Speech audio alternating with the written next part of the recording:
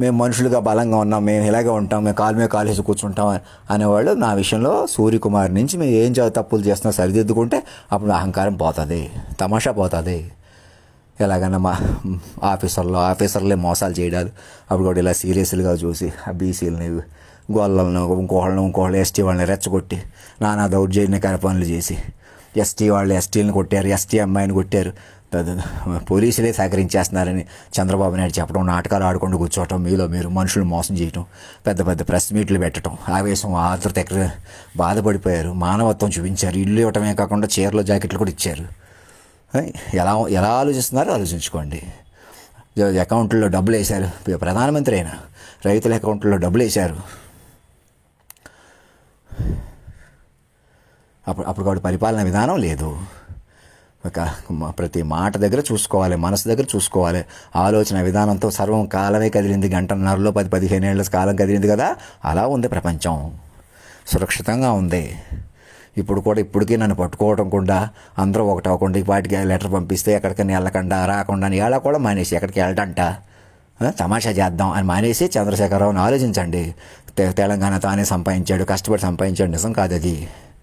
అందరూ మీడియాలు మురళీకృష్ణ లాంటి వాళ్ళు ఎలాగని తమాషా చేసేస్తే విరిచేస్తే తమ పెరిగిపోయింది, మమ్మల్ని పడగొట్టేయటం వల్ల సర్దిపడింది అలాగా. లేకపోతే ఈ పాటికి మనం జ్ఞాన ప్రపంచంలో ఉండాలా. కరోనాలు దగ్గరికి వచ్చి ఉండేవి కాదు.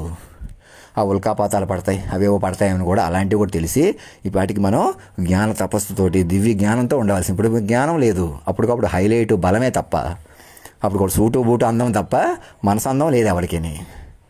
నన్ను కొలువు తీర్చుకుని నన్ను నా మనసుని కలపడం వల్ల నీవని నేనని వేరుగా లేవని చెప్పినా వినరా అని అన్నానే అది పట్టుకోవాలి. ఆషామాషి కూడా రెచ్చగొట్టకూడదు, రెచ్చిపోకూడదు. మనుషుల కొద్దీ కదలటమే ఉన్మాదం, మనుషుల కొద్దీ లేదు, ఇంకా మైండ్లు కొద్దీ పట్టుకోవాలా. ప్రతి ఒక్క చిన్న పెద్ద కూడా ఆ పని మీద ఉండండి. మైండ్లు కొద్దీ పట్టుకోవడానికి అద్భుతమైన టెక్నాలజీ ఉంది, రహస్యంగా చూస్తున్న పరికరాలు ఉన్నాయి, చిన్న శబ్దాలు కూడా వింటున్నారు, చూస్తున్నారు. అలాంటి పరికరాలు పెట్టుకొని అలాగ వాటిని ఉపయోగించి మోసాలు చేసి మేము కాలు మీద కాలేసి కూర్చుంటామంటే అంతకన్నా ఉన్మాదం ఇంకొకటి లేదు. ఏదో ఒకటి రెచ్చగొట్టండి, తమాషా చేయండి అని ఎవడో రెచ్చగొడుతున్నాడు, అది మధ్యలోనే ఉన్నాడో, పెద్దోడుగా ఉన్నాడో, చిన్నోడుగా ఉన్నాడు, అందరూ కూడా ఎవరో రెచ్చగొట్టలేదు మిమ్మల్ని. వాడెవడో వ్యక్తి కాదు, నన్నే మీరు ఏమన్నా మామూలు మనిషిగా చూడకండి. అదే అసలు రహస్యం. సర్కిల్ అదే. నేను ఏదేమైనా మీరు కాలాన్ని శాసించిన మహానుభావులు, పురుషోత్తములు, మీ పట్ల మేము అన్యాయం చేస్తున్నాం, మమ్మల్ని మేమే మోసం చేసుకొని మీకు మోసం చేస్తున్నాం అని మారండి. అంతేగాని అలా డబ్బులు కొద్దీ మేమే తినేస్తాం, మేమే బతికేస్తాం అలా ఏమున్నా మాట ఉండాలి, ఏం పంచుకోవాలన్నా మాట ఉండాలి. మహారాజా పురుషోత్తమ మా ఇంటికి రండి అని మీరు పర్సనల్గా ఎవరన్నా పిలిస్తే పిలవచ్చు, మిమ్మల్ని మహారాజులా చూస్తాం అని చూస్తామన్నా చెల్లదు. అది అధికారికంగా పట్టుకుంటేనే నేను మీ ఇంటికి కానీ పక్కకు కానీ ఎక్కడికి వెళ్ళినా మీరు నన్ను మా బాధ్యతగా చూస్తారు. లేకపోతే మనిషే కదా అని మలిపేస్తారు గబుక్కని. సెక్యూరిటీ ఉంటుందన్నమాట. నాకు పోలీసుల వల్ల మనుషుల వల్ల సెక్యూరిటీ ఉండదు. నా వల్ల నన్ను నేనే కాపాడుకోలేను. నేను మహారాజుగా స్ట్రాంగ్గా జ్ఞానంతో ఫీల్ అవ్వకపోతే నన్ను నేనే అటు ఇటు అయిపోతున్నాను. చూస్తున్నారు కదా ఇప్పుడు దాకా. అది నన్ను కూడా ఎగ్జాంపుల్గా చూపించుకుని ఇంతకన్నా నన్ను మనిషిగా తొక్కేయకూడదు, ఇంతకన్నా మీరు మనుషులుగా రెచ్చిపోకూడదు, అంతకన్నా నన్ను ఉపయోగించుకోవాలి మనుషులుగా తమాషా చేయకూడదు. మనిషి కూడా వదిలేసేయాలి. చంద్రబాబు నాయుడికి చెప్పాలి, నేను చంద్రబాబు నాయుడు అంటే చచ్చిపోతున్నావు, నీ కాలర్ బంతో నేను కాపాడేనే అలా ఉన్నావు నువ్వు, నీ మనవడు కూడా నాకు కనెక్ట్ అయిపోవాలి, నేను ఇలా గౌరవించాను, ఇలా గౌరవించలేదు, ఇలాంటివన్నీ మానేసేయండి. అలా లేదు ప్రపంచం. అహంకారం, నిర్లక్ష్యం లేదు. నేను చెబితేనే నేను మోసాలు చేశారు అనకాపల్లి నుంచి, నన్ను ఎలాగైనా పట్టించుకోకుండా చేసి ఎలా మోసం చేశారు, అలాగే మీరు సరిదిద్దుకోగలరు, మీ చేతితో మీరే సరిదిద్దుకోగలరు. అలాగ ఇక్కడ హాస్టల్ రామకృష్ణ దగ్గర నుంచి అక్కడ సూర్యకుమార్ వరకు ఎవరెవరు చిన్న పెద్ద ఎవరెవరు ఉన్నారో, బాపూజీవరా అలాంటి వాళ్ళు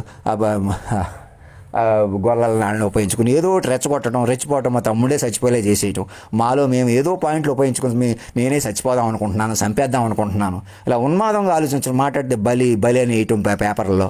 ఎవరన్నా తల్లిదండ్రులు ఎవరైనా బలి తీసుకుంటారా? ఎవరన్నా బలిస్తారా? అలాగా అజ్ఞానంగా సాటి మనుషులు బలి కోరుకుంటారా? ఉన్మాదాలే కోరుకుంటాయి, రాక్షసులే కోరుకుంటారు. ఇప్పుడు కూడా మైండ్ పట్టుకోకపోతే అలా ఉంటుంది. మీకు పై అందంగా గుండ్రంగా ఉంటే పొన్నకాయలు ఉంటే చాలు అనుకుంటున్నారు, అదే మాయ.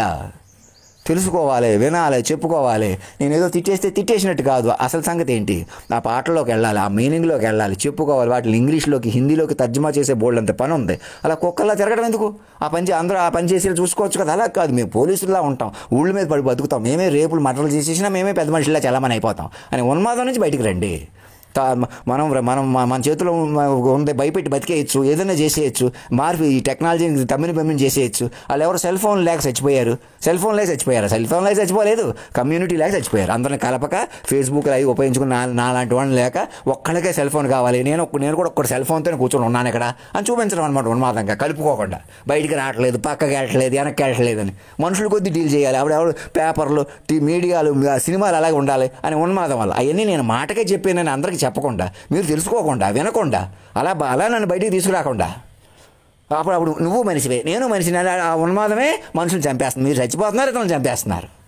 నేను చెప్పినట్టు వెంటనే మీరు బతుకుతారు, ఇతను బతకనిస్తారు. ఇంకా నేను శాశ్వతని, ఎప్పుడో కాలాన్ని శాసించినప్పుడే శాశ్వతని అయిపోయాను, ఇప్పుడు కాదు. నన్ను పట్టుకుంటే మీకు ఆ వెలుగు వస్తుంది. నేను చెప్పినట్టు చేయండి. ధర్మో రక్షతి రక్షత, సత్యమేవ జయతే.